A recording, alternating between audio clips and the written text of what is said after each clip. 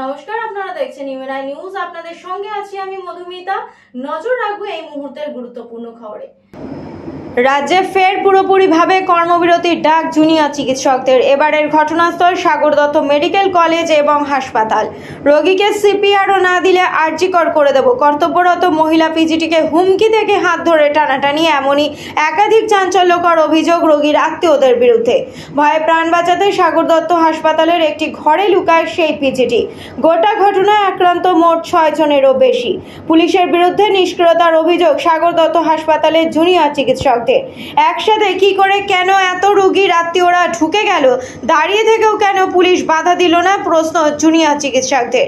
জানা যায়, শুক্রবার সন্ধ্যায় সাগর দত্ত মেডিকেল কলেজ এবং হাসপাতালে শ্বাসকষ্টজনিত সমস্যা নিয়ে বছর 36-এর রঞ্জনা সাউ ভর্তি হয়। পরবর্তীতে তার অবস্থার অবনতি হলে তিনি প্রাণ হারান। আর এই জায়গা থেকেই প্রশ্ন তুলতে আরম্ভ করে রোগীর আত্মীয়রা। তাদের অভিযোগ, কোনো রকম চিকিৎসা হয়নি, তাদের রোগীর সেই কারণেই মারা গিয়েছে রোগী।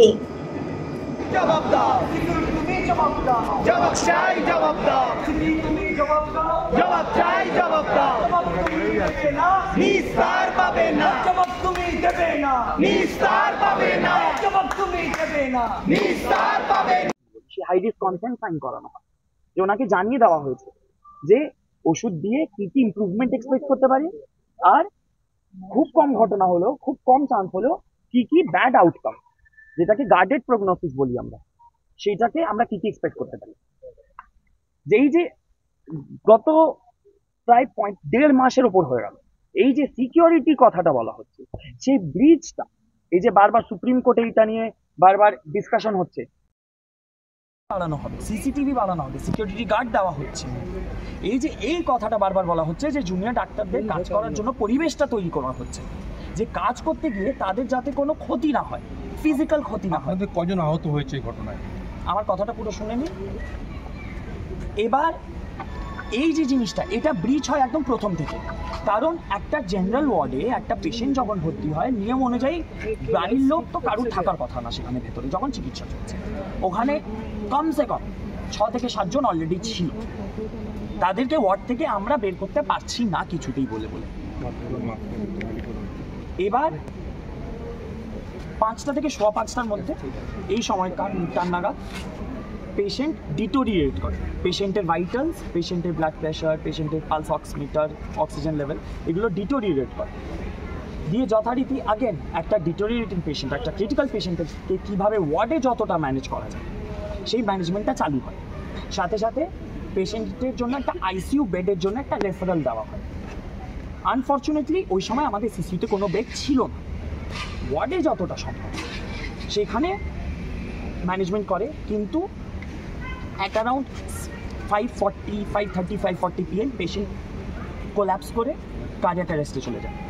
ডাক্তারবাবুরা যিনি ছিলেন, ম্যাডাম ছিলেন, স্যার ছিলেন যিনি, ওনারা সিপিআর স্টার্ট করে। বাই 6 PM সিপিআর দিয়েও, 20 মিনিটের বেশি সিপিআর দিয়েও কিন্তু পেশেন্ট ফেরানো যায় না। কিন্তু দিস ইজ আ ক্রাইটেরিয়া যে এখানে এক্সামিনেশন করে, 2 জন ডাক্তার এক্সামিনেশন করে ডেট ডিক্লেয়ার করে। কিন্তু এমন হুমকি শুনতে হয় তখন যে সিপিআর ছাড়লে আরজিকর করে দেবো। কারা বলেছে? বাড়ির লোক যিনি ছিল, পেশেন্ট কি বলেছেন, সিপিআর ছাড়লে আরজিকর করে দেবো। পেশেন্ট পার্টি যে অভিযোগ করছে যে ওদের পেশেন্টের জীবন চিকিৎসা হয়নি, যার জন্য আজকে মৃত্যু হয়েছে পেশেন্টের। না, এবার তারপরে সিপিআর তো ছাড়তে দিচ্ছে না, তখন একটা 20-25 জনের মব জড়িত হয় এই স্পেসিফিক পেশেন্টের বাড়ি। বাড়ির লোক পাড়া ওই ফিমেল ওয়ার্ড দিয়ে লিটারালি ধাক্কাধুক্কি, গালাগালাজ, মানে আর কিছু হলেও শুধু ওই মারাটাই বাকি ছিল। आप देख रहे हैं न्यूज़ UNI।